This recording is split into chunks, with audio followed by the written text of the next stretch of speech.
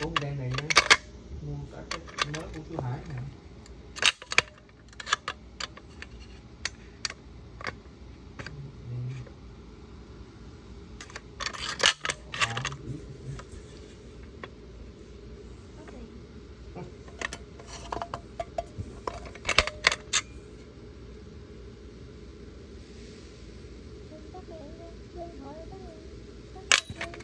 YouTube chứ. Biết sao? Dạ. Em. Sushi.